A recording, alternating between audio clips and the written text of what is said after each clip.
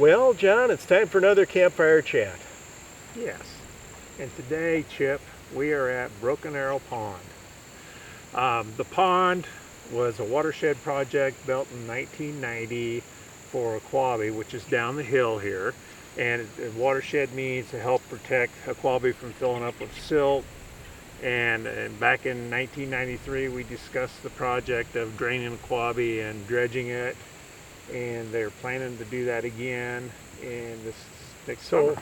So in 1993, the DNR felt it was time to drain that and dredge it out. It was just filled in too much at that point with silt and whatnot. Yes, and the fishing was terrible from what I So hear. they wanted to capture silt coming off from camp. From camp and surrounding bodies that filter into Aquabi. Okay. And this one happens to be one of them right here. And because they were draining Aquabi in 93, we used Aquabi as our swimming area, and so we thought, okay, we'll turn this pond into like a swimming area because we don't have a swimming pool. So in 1993, because they were drained Aquabi and they wanted to help prevent Aquabi from resilting, there was some government funding that helped do this? Yes, and this pond was part of that project. It's a watershed project, so there's Okay. government funding to help. I mean, they didn't pay for it all. We had to do part of it ourselves too. Okay. And so this pond was built with that, the help of that, and we wanted to turn it into a swimming area too. And so this area was cleared off. There used to be an old John Woods pond over there where there's a lifeguard sort of dock. And so part of that little jetty is what we call earth coming out into the pond. Over where the great blue heron just landed. Yes. Yeah. So there's that little piece sticking out in the pond. That's the jetty you're referring to, right? Right.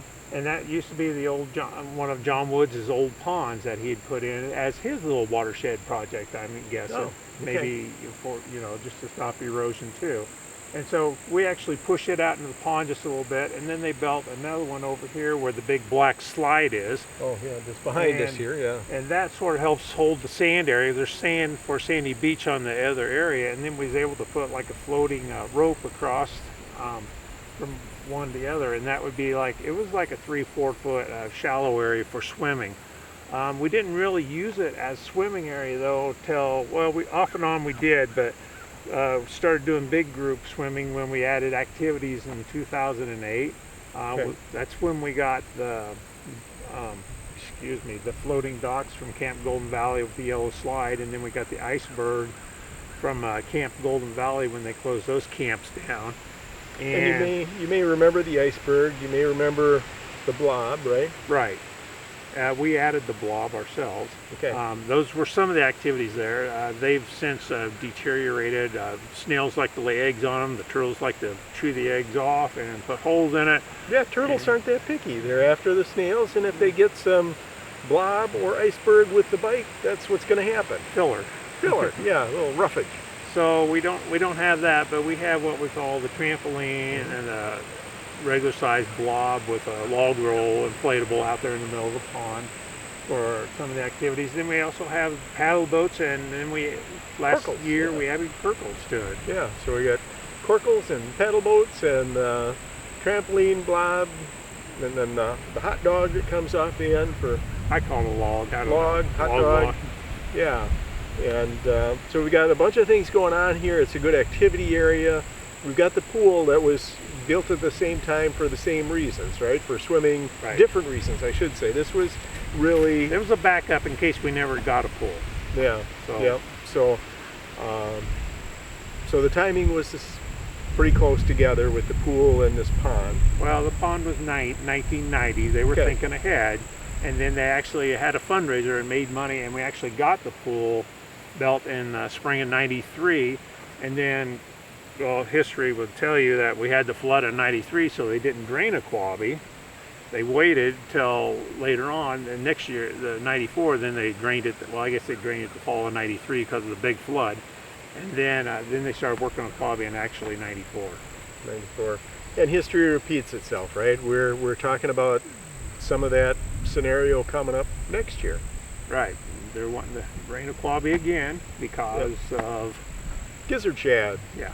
And gizzard shad is a small fish, and some people use it as a bait fish for fishing, and apparently some of them got free in a quabi and are now overpopulating the lake and outcompeting natural species that they want in the lake, and the fishery is taking a hit. The fishing isn't as good. They're worried about some silt in there as well, so they want to do some dredging, get rid of the gizzard shad, and do some work on the overflow at the other end as well. Right. But that'll be 2021. They're talking about October, so basically a year from now. Yeah. But luckily we have a backup swimming area and a swimming pool, so we should be in good shape. Yeah, and they're hoping to have it done and refilling, but I don't know, how do you refill a lake that's just a watershed lake? It's not spring fed, right? So No. we'll see how quickly that fills back up. But we've got the pond, the big blob. Rumor has it you were blobbed at one time. There's a possibility that rumor might be true. Right? Okay. There's also another rumor I've heard that there's video of John being blobbed on the old blob. If somebody has got that video and shares it, it might be worth something to you. And it might just not. saying. You know. Just saying, if you're sharing it with us, that we might make it worth your while. Love to see it. Okay. So, you know how the pond actually got its name, Broken Arrow? That would be interesting. I have not heard that story. Well, if you were to take a drone and probably fly over the pond and look down on it, you would see that jetty over there and the jetty where the black slide is, and it sort of looks like the notch where they would tie an arrow to what's the word I'm trying to say? Tie the stone to the arrow, excuse me, that's what I want to say. Okay. And then the dam would be the broken point, or where the point broke off for the arrow. Gotcha. Nice. It's good to know that history of that Yeah. story. Yeah. And this pond, you've said it's been much lower than this when we've had periods of dry years, right? But this pond stays pretty stable because you've got an outflow set up, right? Yes, it does. And I mean, there's been several years it's been like a foot low in the drier years, but the last few years it's actually been filled up and staying right at the overflow level where the pipe goes in, or goes out, I should say. Yeah. So there's a reason it doesn't overrun its banks in the spring when we get a lot of snow and runoff, and then rains behind it and things fill up. It's set up to maintain a safe level. Yes.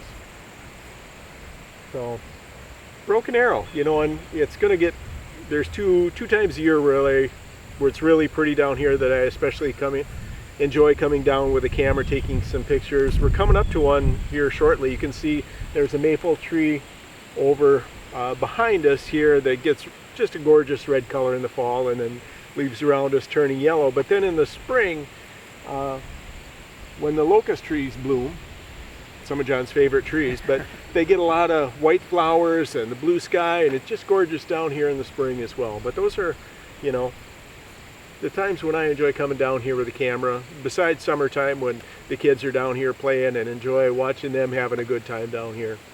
Because it does get pretty loud down here too. It does get pretty loud down here. Kind of a nice sound. Yep.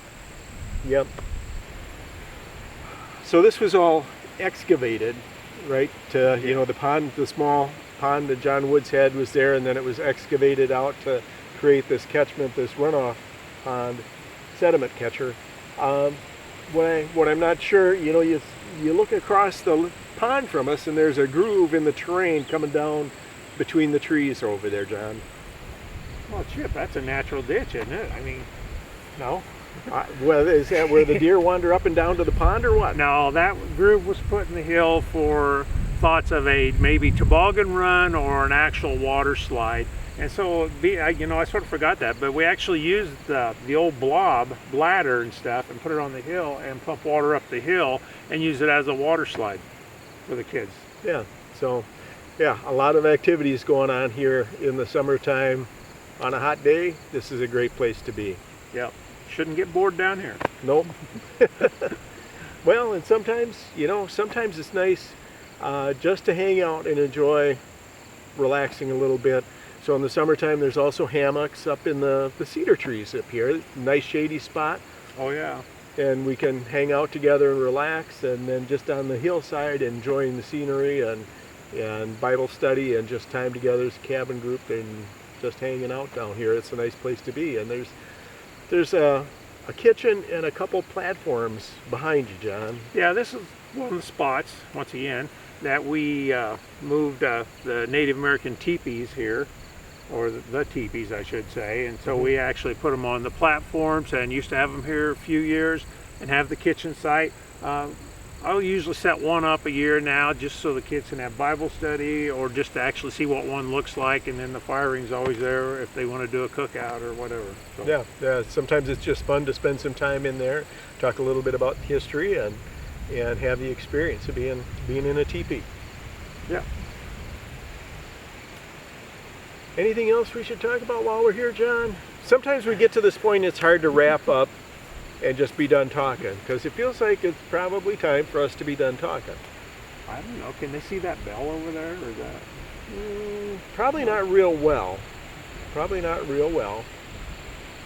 What's the story with the bell? If you've been down to Broken Arrow, you see there's a silver bell by the shed that has the life jackets and aquatics equipment in it. What's the story with the bell? Hey, the story with the bell is it came from Camp Aldersgate when they closed that down, and like the one from Golden Valley, I took this one and sort of put it at this site so we could ring it if we needed to in case of emergency, and just to remind us that we had a site named Aldersgate.